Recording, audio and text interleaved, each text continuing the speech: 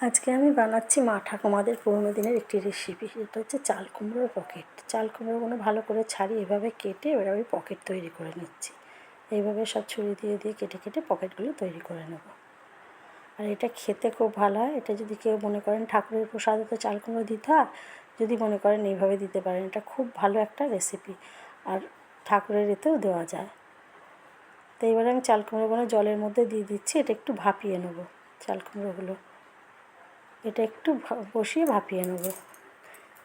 দিয়ে এবার এক সাইডে আমি একটা মশলা করে নিচ্ছি। সেটা হচ্ছে বাদাম দিয়ে দিলাম 2 চামচ, আর দিচ্ছি 1.5 চামচ চারমগজ, আর দেবো 1.5 চামচ তিল। দিয়ে এর মধ্যে একটা কাঁচা লঙ্কা দেবো। এটা খুব বেশি ঝাল হয় না, একটু মিষ্টি মিষ্টি হয়। দিয়ে একটু জল দিয়ে আমি এটাকে মশলাটাকে করে নেব।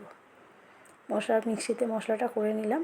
এরপরে আমি চাল কুমড়োটা সেদ্ধ হয়ে গেছে, নামিয়ে দেবো। নামিয়ে জলটা ছেঁকে ঠান্ডা করে নেব। আর এখানে আমি ফ্রাই প্যান বসিয়ে দিলাম। খুব সামান্য একটু সাদা তেল দিয়ে দিলাম। দিয়ে এর মধ্যে যে মশলাটা করেছি, বাদাম, চারমগজ আর তিল বাটা, তিল আর কাঁচা লঙ্কা বাটা, এটা আমি দিয়ে দিলাম। পেস্টটা দিয়ে দিলাম। আর এটা খুব ভালো করে আমি নাড়িয়ে চাড়িয়ে নেব। এইটা পুরের জন্য আমি তৈরি করছি। এই পকেট পুরে এটাই দেওয়া হবে। এরপর একটু নুন দিয়ে দিলাম। নুন খুব বেশি দেবো না, বেশি নুন হলে ভালো লাগবে না। আর একটু চিনি, আর খুব সামান্য আমি দিলাম হলুদ। প্রায় হয়ে এসছে। আমি এটা নামিয়ে ঠান্ডা করে নেব। এরপরে আমি পকেটগুলোয়, ঠান্ডা হয়ে গেছে, পকেটগুলোয় ভরে নেব মশলাটা। আর এটা খেতে দুর্দান্ত। যদি শুকনো ভাতে কেউ মেখে খায়, দারুণ লাগে। আর আমরা সবাই জানি যে ঠাকুরের ভোগে চাল কুমড়ো লাগে। তো এইভাবে করে ফেলুন। ঠাকুরের ভোগের জন্যও করতে পারেন, নিজেরা বাড়িতে যেদিন নিরামিষ হয় সেদিন এইভাবে করতে পারেন। অনেক ঠাকুমারা আছেন এখন, ঠাকুমা দিদিমারা, যারা নিরামিষ খায়। আগেকার দিনে খেতে বলি এই নিরামিষ জিনিসগুলো তৈরি হতো। এরপরে আমি একটুখানি সামান্য একটু হলুদ দেবো, খুব বেশি না, আর একটু খুব সামান্য লঙ্কা গুঁড়ো দিয়ে মশলাটা গুলে রাখলাম।